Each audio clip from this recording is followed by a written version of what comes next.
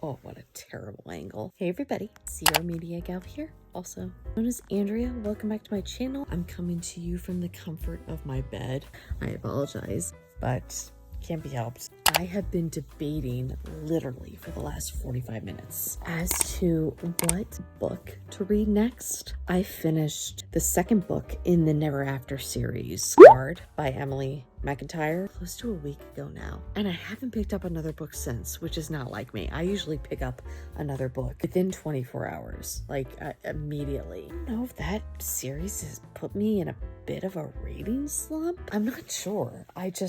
So here's my dilemma, okay? I am finding, the more I read, that a lot of the very hyped up booktok and booktube books and series that are constantly being recommended, I'm finding most of them are really disappointing me. And I don't think I have like overly high expectations. You know, like I finished the Powerless series recently. I haven't read Fearless yet. I still have to get my hands on it, so I will be reading it. I wasn't particularly impressed by that series, I'll be perfectly honest with you, but then I felt like it reads very, very immature YA. The Never After series by Emily McIntyre, honestly, is kind of leaving me like feeling meh. It's okay. It's not anything to write home about, in my opinion. So I don't know. I'm really struggling to figure out what to read next. To bring you up to speed, I always keep a link to my Goodreads in the description box, by the way. You can always check that out to see what I'm currently reading or what I'm planning to read next. But I'm kind of in the middle of a couple different series, one of them being The Hunger Games. I thought about picking up the second book. Yes, I have not read the entire Hunger Games series. I'm one of the last. I fully understand that. I read the first one back in the fall. The reason I haven't read the second one is not because I didn't like the first book. I really, really liked it. But dystopia is generally not my genre. That genre can easily put me into a depression, into a spiral. So like I've been very hesitant to read the next book because I'm already kind of in a reading slump, so I don't want to like make myself feel worse. And I'm such a mood reader, as it turns out. That's something I've recently learned about myself. Got the really pretty book set from Target. It was on sale. So like, it's just like sitting in front of me constantly. So it's like constantly teasing me. But I think I'm gonna forgo that. I don't have Fearless, so I can't continue the Powerless series at this time. I don't necessarily want to read the next book in the Never After series right now. I feel like I need a break. So kind of leaves me with either starting a brand new series, which I don't know if I really want to do. Last option, I'm in the midst of the Dream Harbor series by Laurie Gilmore. I've read the first 3 books, didn't love them. I liked the Cinnamon Bookshop. I liked the FMC and MMC in that particular book, but like that's the only one. I think the Pumpkin Spice Cafe was so ridiculously overhyped. I thought it was terrible. I read The Christmas Tree Shop in December of last year, and it was okay. It was all right. Definitely better than the first one. So I completely forgot that months ago, I pre-ordered the Strawberry Patch Pancake House. Andrea, why would you pre-order the 4th book in the series when you didn't love the first 3? Legitimate question. But in any case, I have it. And I'm thinking this might, hopefully, a good palate cleanser for me. Something like this that is just a pure small town romance, doesn't take a lot of brain power. It's one of the few non-fantasy, non-romantasy books that I have. Might just be the thing. Yes, so I am leaning towards this. The only thing I'm very confused by is the last 3 books. The author has hinted that a book was coming for 2 particular characters that don't get along. They're always kind of in the background of the other 3 books. Like they're a part of this social group, but they haven't gotten their own book yet. So I always just assumed that the 4th book would be theirs, and it's not. It's actually 2 completely new characters. Let me read you the synopsis for the Strawberry Patch Pancake House. I put my glasses up for this because I'm an old lady. As a world-renowned chef, single dad Archer never planned on moving to a small town, let alone running a pancake house. Dream Harbor needs a new chef, and Archer needs a community to help raise his daughter. Iris has never managed to hold down a job, so when Mayor Kelly suggests Archer is looking for a live-in nanny, she almost runs in the opposite direction. Now, Iris finds herself in a whole new world, one where her gorgeous new boss lives right across the hall and likes to cook topless. Of course he does. Keeping everything strictly professional should be easy, right? I'm hoping this will pleasantly surprise me. It's springtime cover too, so like that's just naturally making me want to pick it up now rather than like months down the road. Let's get started and hope that this gets me out of my reading slump. I really, really am hoping that this will do something, even if it just angers me enough to pick something else up instead.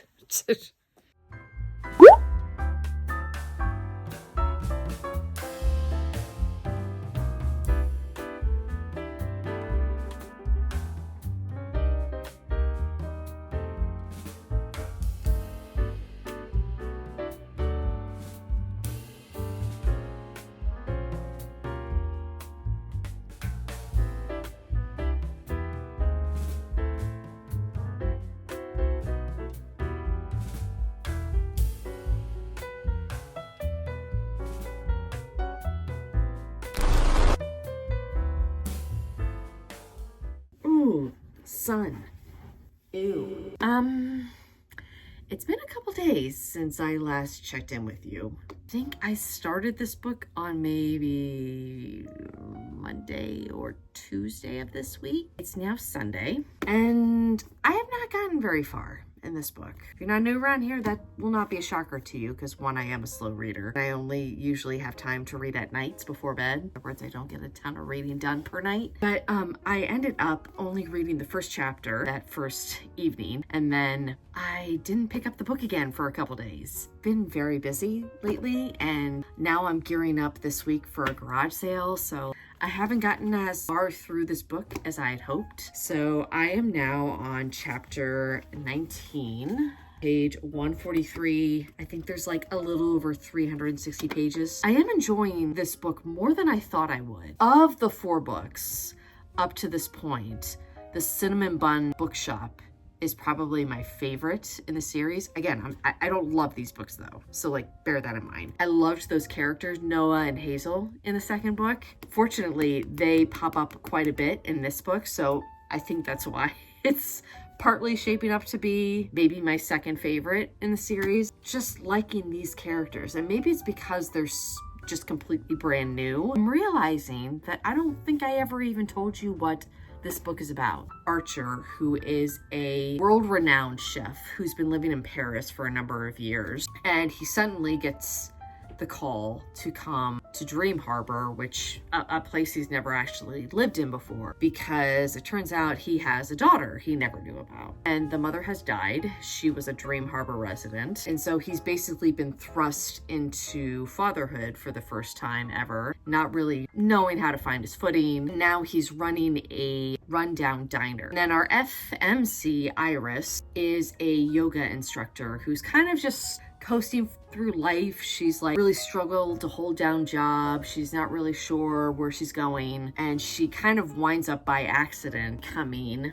Archer's nanny for his daughter Olive. I wasn't sure about it at first, but so far I'm actually quite enjoying these characters. I like their personalities. The only thing, which is a running pattern I'm finding with the author's writing style, her very like cringy humor, and I hate to say it, but very sort of manufactured writing, if that makes any sense at all. It doesn't really lend itself well to like very deep conversations and very deep traumatic issues like Archer is going through, or even his daughter Olive. So it just makes when these deeper topics are discussed at all kind of, I hate to say it, but very passé. Struggling a little bit with that because there was just a conversation that Iris ended up having with Olive. Olive brought up her mother for the first time. Olive asking the question of, you know, is my mom still with me? Again, it comes down to the author's writing style. I really dislike how she dealt with that conversation. It doesn't feel authentic. It doesn't feel real.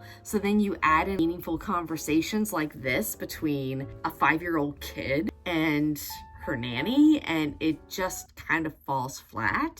Then again, like, I wouldn't still be reading these books if I wasn't a little invested in this town and these characters that the authors created. So, I mean, take how I feel maybe with a grain of salt. I'm hoping to get this book done in the next maybe 2 or 3 days. It depends. Praying I can finish this soon, because I'm rather anxious to get back into my genre of choice, which is fantasy. I'll check in with you guys. I'm hoping maybe by the end. We only have a couple chapters left, and I can give you a better analysis, at least of where this book ranks in this series for me.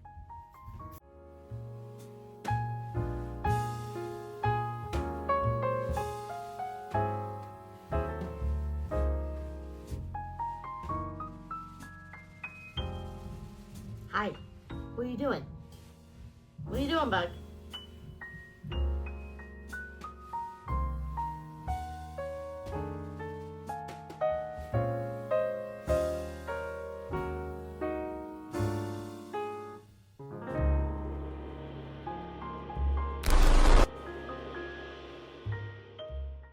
You know what? I should win a YouTube award for most unflattering angles in my videos as possible. Anyway, please ignore the state of me. It's been quite a long day, and it's been a while since I last picked up the camera.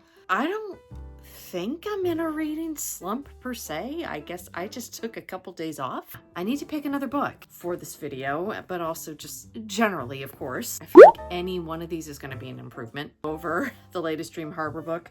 Continuing with the theme of series that I'm in the middle of, I have, and I'm gonna have to double check this because I'm not sure.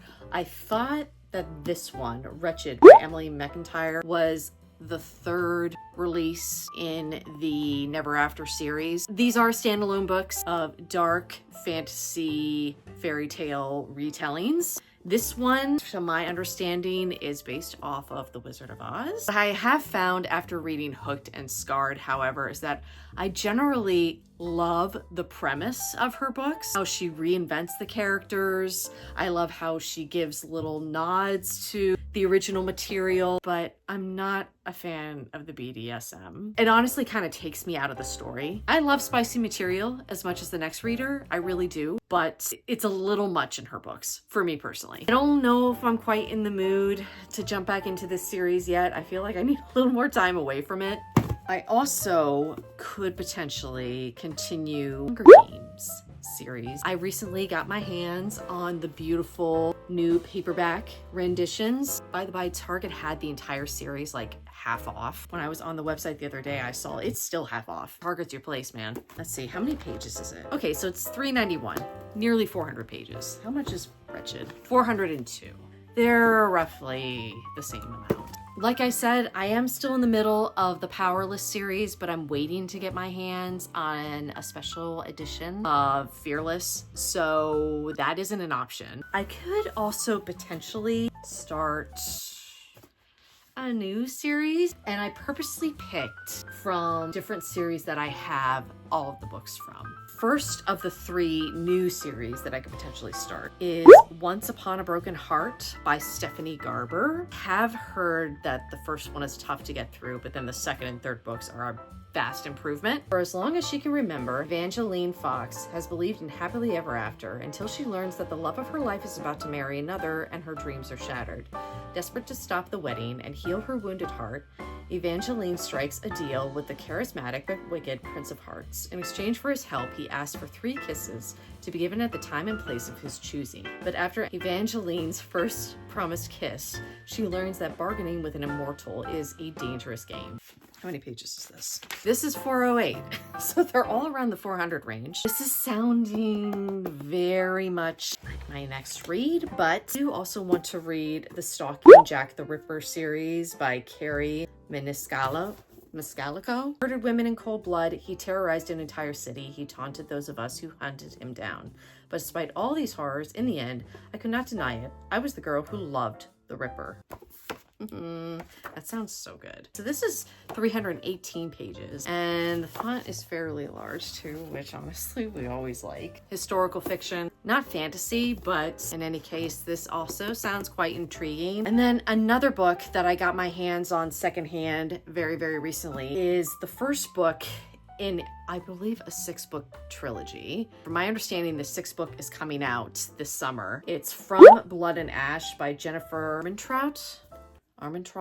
Sorry, I butcher names all the time. My sister highly, highly, highly recommended the series to me, and she has, I believe, at least the 2nd, 3rd, I believe in the 4th book. I could potentially start this, and even though I don't have the other books yet, I can borrow them from my sister. She said that she loves this even more than ACOTAR, which is a very bold statement. Then again, I don't think she loves ACOTAR as much as I do. Chosen from birth to usher in a new era, Poppy's life has never been her own. The life of the maiden is solitary, never to be touched, never to be looked upon, never to be spoken to, never to experience pleasure. Waiting for the day of her ascension, she would rather be with the guards, fighting back the evil that took her family, than preparing to be found worthy by the gods, but the choice has never been hers. The entire kingdom's future rests on Poppy's shoulders, something she's not even quite sure she wants for herself, because a maiden has a heart and a soul and longing, and when Hawk, a golden-eyed guard, honor-bound to ensure her ascension, enters her life, Destiny and Tootie become tangled with desire and need. He incites her anger, makes her question everything she believes in, and tempts her with the forbidden. Now, she is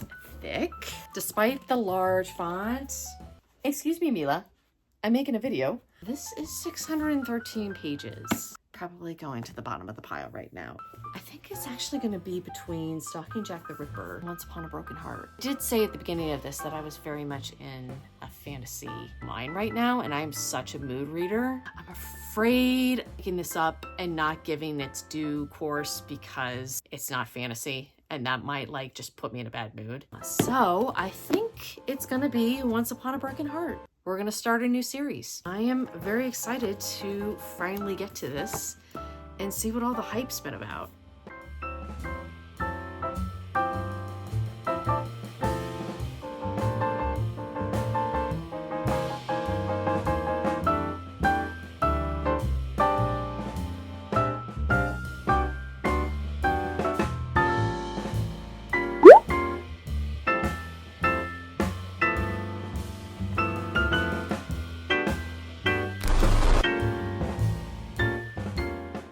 Hey guys, I've done a pretty piss poor job of updating you guys throughout this vlog as I've been reading. For starters, I never gave you my final thoughts of the Strawberry Patch, what is it? Wait, the Strawberry Patch Pancake House. It's a mouthful. By Laurie Gilmore, the 4th book in the Dream Harbor series. I finished this now, gosh, nearly a week ago. Ended up rating this 3 stars. Now that I've read a number of these books, is probably a pretty generous rating. I ended up liking these brand new characters, Iris and Archer, more than I thought I would. Definitely certain aspects, particularly of Iris's personality, that like kind of rubbed me the wrong way. All right, I was on my knees and I'm too old for that. So anyway, what was I saying? Oh yeah, so I liked the FMC and MMC more than I expected to, especially considering they're like brand new characters to the series. But the only other reading vlog I've done, my very first one, I will pop it up on the screen if you want to go and watch it, because like nobody has watched it. Just like nobody watches my videos these days. But I think because of that, I'm not going to keep my reading vlogs, any of my reading content spoiler free. I want to be able to be completely transparent and like let you guys know what I think. So if you do not want to be spoiled by any of these books that I'm reading, I guess come back and watch this if you want to. I doubt anybody will, but if you want to come back to these later after you've read them yourself, then feel free, or know that you've been warned. As per with all the other books though, I feel like there's a lot of just unnecessary middle everyday life stuff that just drags the story out. Every single one of these stories could easily be told in 100 pages or less, but they always end up being like 350 to 400 pages. I don't understand why. There's also a major twist 2/3 of the way through this book that was completely predictable and I saw coming a mile away. Archer like completely forgives Iris for like walking out because she got pregnant. At this point, she's in love with him. He's told her that he loves her and she's in love with his daughter, and yet she walks out. I think it's like 6 weeks or like 2 months later. He just immediately takes her back, like no questions asked. Also not at all terrified at the fact that he's knocked up a second woman. He definitely has not a great track record of that, after being shell-shocked that he had a 5-year-old daughter that he never even knew about from a one-night stand. Iris is now pregnant with his child, and he's immediately over the moon and excited. I don't think that man would be excited in that situation, but I think he would also be absolutely terrified because he's still trying to navigate being a new dad. The whole thing just felt so ridiculous and like over the top. It really almost felt like an afterthought by the author. Way too cutesy and unrealistic. Yeah, it was okay. I guess I would rate this probably my second favorite in the Dream Harbor series. Noah and Hazel from the second book really have more than just like a passage or two in this book as well, so that was kind of nice to see. That's probably also honestly why I've rated it higher. Oh, here comes Mila. You coming in hot. Coming in hot. Coming in hot. I'm talking about books.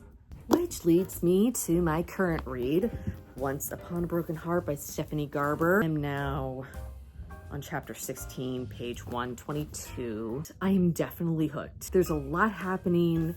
There's been a lot of characters introduced without much background or information to go off of. Hoping that I'll get some more answers soon. Jax.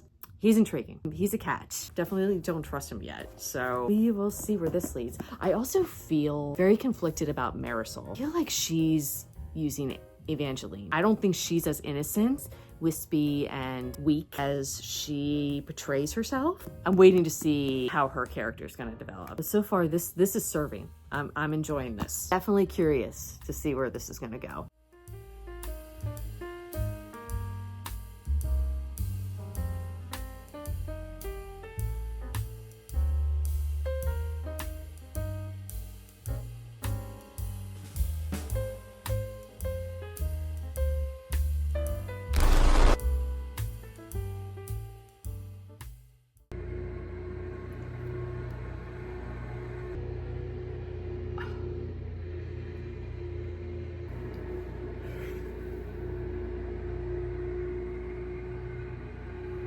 I'm just gonna talk over it. Can't be ours. So.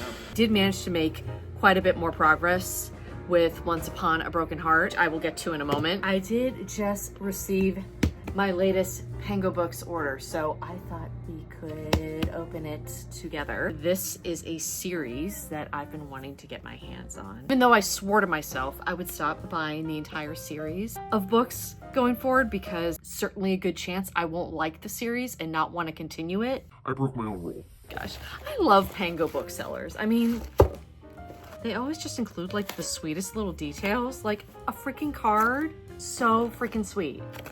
Seriously, I love Pango books. I could like rave about them all day. They don't even like pay me to rave about them. Like I just, I'm so excited to read this. So these are special editions of the Belladonna series, which I keep hearing so many good things about, by Adeline Grace. This is the first book. Which editions are these? I'm trying to remember. These might be like the UK special editions. Off chance somebody knows which edition this actually is, feel free to correct me. Book 2, which is Foxglove. I really just loved the covers of these. Would look really pretty on my bookshelf. Here's hoping I actually like them. And then book 3, which is Wisteria. That's it. I've really been enjoying Once Upon a Broken Heart. I'm like a little over 200 pages in. Like the last week or so, I have not wanted to read at all. Usually I read at the end of the night to like help turn my mind off and relax and like get sleepy. And instead I've just either been doom scrolling on my phone or watching YouTube. I did manage the last 2 nights to read quite a bit of Once Upon a Broken Heart. I'm definitely getting more and more into it. I'm very confused. It's like, you know, there's a lot going on, but you don't really know what exactly is happening. I get that like we're supposed to be trying to work this out in our own heads along with the FMC. I think it's very obvious that Jax has an agenda, but I just have this feeling that he's going to turn out to be a good guy. I'm just at the part now where Evangeline heard the prophecy. Also, I called it earlier and I still believe it. I don't think that the stepsister, I don't think she's a good person. I've called a couple things like in my head regarding the plot that I thought were kind of predictable. Like I thought it was very obvious that Apollo was under a spell. Also the insta-lovey between them I thought was super freaking weird. I sound like I'm not having a good time with this book. I am. So I feel really bad for Apollo. Sounds like they're gonna have to go through with the wedding, then he'll fall out of love with her. I need to stop holding up Belladonna when I'm talking about a completely different series. But I think Stephaniegarber's writing is excellent. So far, I am definitely having a good time. So I'm curious to see what's gonna happen next. Anyway, I've got to pay some proper attention to my sweet little girl here who's just waiting. Don't be fooled, she's not sleeping. I will come back to you guys later when I've hopefully either made significant more progress in this book or I've hopefully finally finished it. 2 hours later. Oh my gosh, another angle I will never film from again. Anyway, I am on chapter 33, page 223. I'm scared to continue because they've just wed and Jax is supposedly going to break the curse and then Apollo is going to fall out of love with Evangeline and she's kind of in love with him and oh, this is going to suck. This is going to suck. That's my update.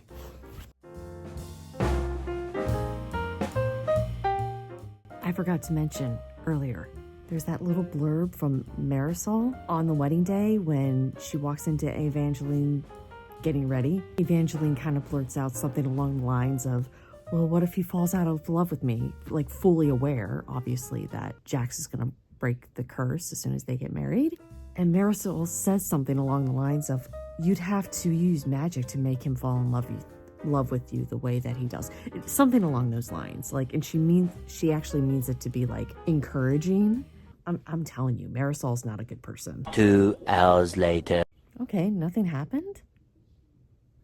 Nah, I don't believe that. I don't believe that. I just started this chapter, so I don't believe that.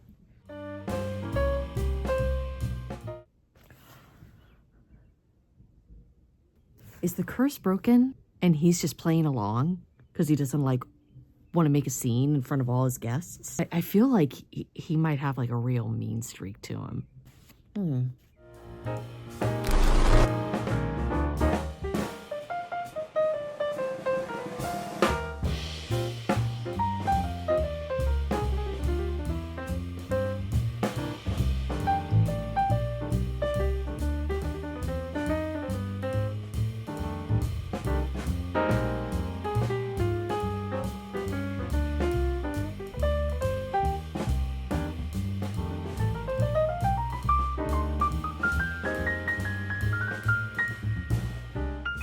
Vampires in this? Where'd that come from?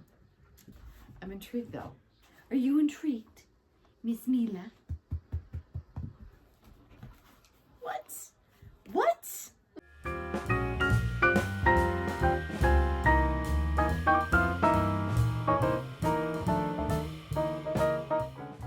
Oh, is he gonna bite her? Don't tell me.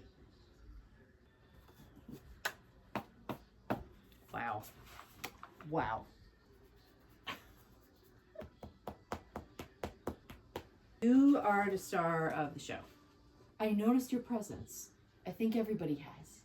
Yes. Beautiful girl. This has totally, very pleasantly surprised me. Oh my gosh. Where to start? So it's been about 2-ish days since I finished Once Upon a Broken Heart. This was such a pleasant surprise for me. Heard very mixed things going into this series. Some people like heavily have trashed it. Other people say it's one of their favorites. Regardless, I went in with absolutely no expectations, especially considering I've been reading a lot of more popular fantasy books, most highly hyped, most highly recommended, whether it's on booktok or on social media. If I had any expectation at all, it was that I was probably not gonna like this very much. This left me completely spellbound from start to finish. I don't think I ever fully explained what this is even about. So Once Upon a Broken Heart is about a girl named Evangeline Fox. She is a young woman who is in love with a man who has suddenly out of nowhere seems to have rejected her. Hearted over it, she's not understanding why. So she ends up going to a church that houses a statue of Jax, the Prince of Hearts, who is a fate, which I guess is considered like one of the gods in this fantasy universe. There's a number of different fates, as it turns out, besides Jax. And she ends up making a deal with him to have Luke Navarro, who's the man that she's in love with, not marry her stepsister Marisol. And then a whole bunch of mischief, horrible things ensue. She ends up going to the North, which is a fantasy realm that her parents are supposedly from. I think it's her mom's, is originally from the North. Just kind of like this mysterious place that she has never been to, and ends up falling in love with Apollo, the Prince of the North.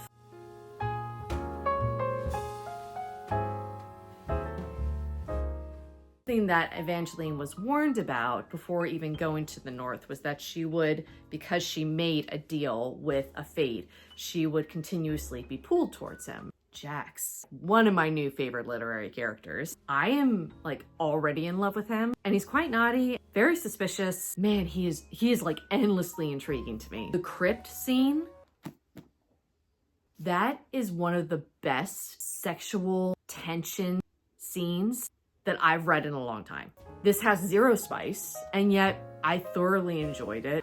And as it is, that crypt scene had better sexual tension than a number of spicy scenes that I've read lately. I ate this up. I did not expect to love this book as much as I did. It definitely gives off those major fairy tale vibes, but there's a definitely darker aspects to this story. It's quite twisted. I think I'm going to land on a 4.5 star. I freaking loved this. The only reason it's not getting a full 5 stars for me is because vagueness of some of the plot points. And I don't know if that's intentional, and maybe I'll find out the answers in the next 2 books. I also know there's Caravel as well, which kind of ties into this series, and I haven't read Caravel yet. So I don't know if maybe I would get some of the answers in that series as well. Some people say to start with Caravel. Some people have said to start with Once Upon a Broken Heart. I happen to have bought this series, so I already had it to begin with, and I didn't feel like waiting to get my hands on Caravel first. Rush that this book, half of the booktok community seems to trash this. I really don't understand why, but you know, we all consume books differently. So I would definitely recommend giving this a read. I am dying to start the second book in the series, The Ballad of Never After, but I have a feeling I'm just gonna fly through this way too fast. And I really wanna savor this. I wanna savor this in the same way that I took my time with ACOTAR. Actually paced myself and forced myself to read ACOTAR over a number of months, when I could have easily just binged that entire series like probably in a week. As much as I am itching to start the second book, I think I'm gonna force myself to take a break and read something else. Might as well carry on with what's turning into the theme of this video, starting or continuing a series that I'm in the middle of. I could start Wretched, which is the next book in the Never After series. Part of me almost wants to like get this series over and done with. Hate to say that. And I am leaning towards this, but I have also been considering a couple other book ones in some series that I haven't started yet. I have, I think, nearly every book. I think there's a new one that just came out, the 5th book in the King of Sins series. The first one is The King of Wrath by Anna Wang. I have no clue what this is about. It's not a fantasy. I think it just might be a contemporary fiction. My understanding, these are like interconnected but standalone books. And if it is a kind of a standalone, the way the Never After series is, I can kind of just take my time with them. Keep seeing this pop up as a recommendation from a number of people in the book community. Also, what's nice is the font is nice and big too. This is 396 pages. So that's another option. Then I only have the first book for each of these series. I have been dying to read The Cruel Prince. I've heard so many good things about this. This is by Holly Black. This one is 370 pages. The only problem is I do end up loving this I'm gonna have to go and get my hands on the other books because I only have the first one. And then another one that I only have book 1 of, but I have gone ahead and ordered book 2 and 3. Bark of the Everflame by Penn Cole. This is book 1 in the Kindred's Curse saga. This is another fantasy. I think it might even be enemies to lovers. This one is 422 pages. Nice large font as well. Part of me almost wants to start this too, because if I don't like the first book, I still have time then to cancel my order. Yeah, so I have a couple options here, 3 of which are fantasy. We'll see what my mind decides that I'm in the mood for. Any one of these could be a next 5-star. Who knows? Who knows? I don't think this one will be, but who knows? I might be pleasantly surprised.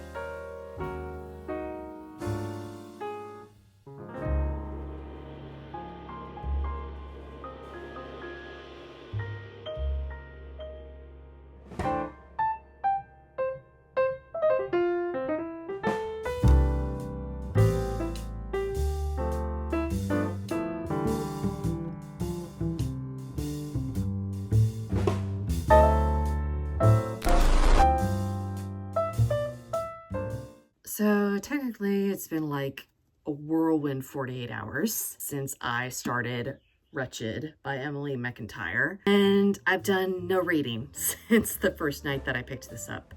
Life has been nuts, so I haven't gotten to check in with you guys yet. So far, I am very much intrigued by this story. Not a retelling of The Wizard of Oz, but there's like certain references that are made. This story centers not around Dorothy, who is actually referenced and mentioned. It's about her younger sister, I started to say Evangeline. I definitely still have Once Upon a Broken Heart on the brain.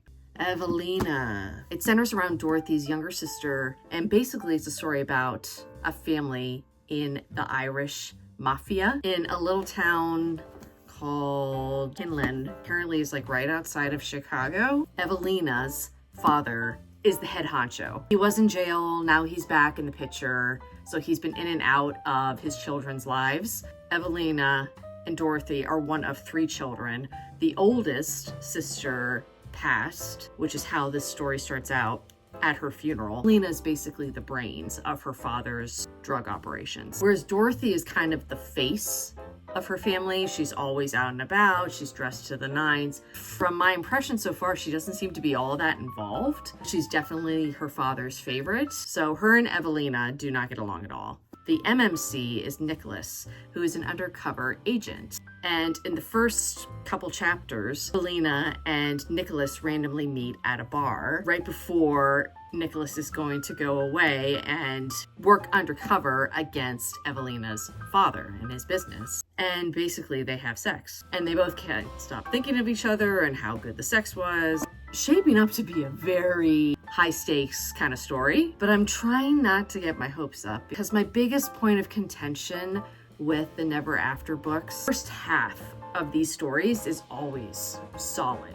and really, really interesting. Very dark and at times pretty disturbing, but it holds my interest. And then once she introduces all of the BDSM, that's when she kind of loses me. The plot points can spiral and get out of control, and then it doesn't feel as convincing. I will say I liked Scarred better than Hooked. Hooked was my least favorite so far. This one could shape up to possibly be my favorite. So far I am really enjoying it and I like the characters. Now it's very early on, so we will see. Tomorrow is Memorial Day. I don't have too many plans tomorrow, so I am hoping to sit down and read a good chunk of this tonight, but also tomorrow. It's solid so far. I'm definitely intrigued.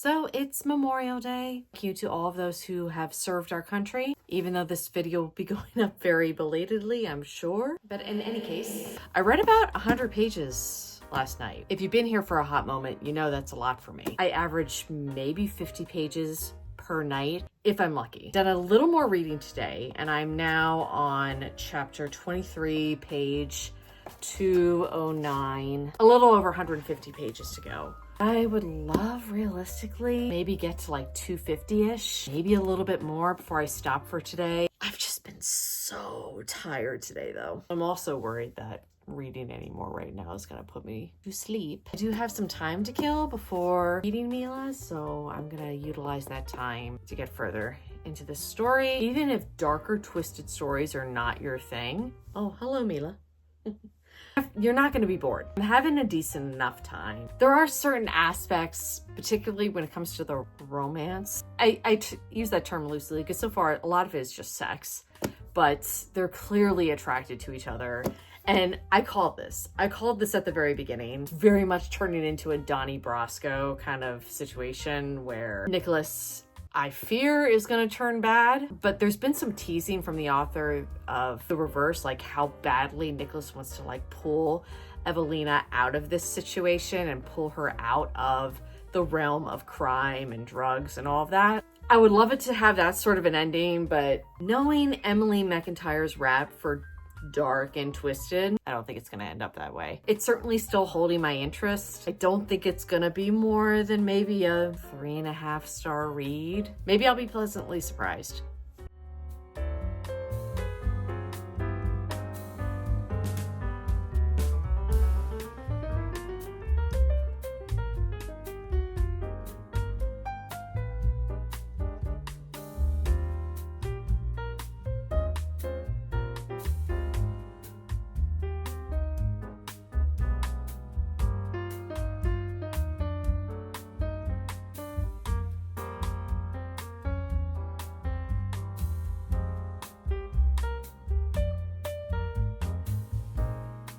This is dark. Sorry guys, gloomy. It's been raining all day. It actually feels like fall outside right now. So I have been savoring every moment of this weather that I know most people don't love, but I certainly do. Anyway, I have finished Wretched. I read this really quickly, for me anyway. And 2 of those days, I read almost 100 pages each day.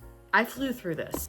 And I have to say, of the 3 Never After books that I've read so far, this one is my favorite. I went into this not only with like 0 expectations, but the fact that there was going to be like Wizard of Oz references in this book did not make it rank high on my list of the different books in this series that I want to read. It is fast-paced. It's definitely entertaining, like you will not be bored at all. They're quite dark and twisted. And this one in particular, the violence really stood out to me in this one. There were certain scenes that were really gruesome and gritty. They also felt pretty realistic. It was the high stakes in this book that did it for me. Heavy on the Donnie Brasco vibes.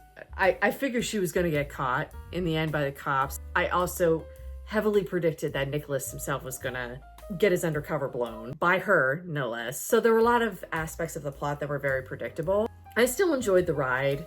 I'm gonna land on a 3.25. Higher than Scarred and definitely higher than Hooked. It was good, it was good. But I will say the entire time I was reading this, I was craving to get back to Once Upon a Broken Heart. But now I have a new dilemma, which is how I'm going to close out this video. So I can either jump right back into Once Upon a Broken Heart and read the second book, The Ballad of Never After, or the Caraval series. I wasn't planning on buying this. Over the Memorial weekend, Pango Books was having a $5 off your order. Online, this is going for like $90 to $100. I was able to snatch it for $30. I could potentially continue to take a break from Once Upon a Broken Heart and maybe read the Caraval series first. I've been told that there's certain parts that are gonna be spoiled for you if you don't read Caraval first. But again, I started with Once Upon a Broken Heart because I also read a number of people who said that it was fine to start with that series and I already had it. So now that I have this in my possession, I don't know. Do I continue with Once Upon a Broken Heart and read The Ballad of Never After, or do I jump right into the Caraval series? On the very, very slim chance that there is a reader out there that watches this video, happens to watch it to the end, let a girl know down in the comments. I truly don't know which way to go because I am obsessed with this world and I'm itching to get back to Jack's new book, Boyfriend Unleashed. And as far as I know, he doesn't even show up in the Caraval series, I think, till book 2, unless I have that information incorrect. Anyway, that is it for this second reading vlog. For the few of you that might watch this, thank you so much, especially if you stayed till the end. I deeply appreciate it. It takes me ages to film and edit these days. Be sure to give it a thumbs up before you go. If you're new here, feel free to subscribe. I enjoy books, I enjoy reading content, and I'd love to have you stick around. I hope you're all doing well wherever you are, and I will see you guys again next time. Bye. I figured you weren't gonna let me read very much sitting like this.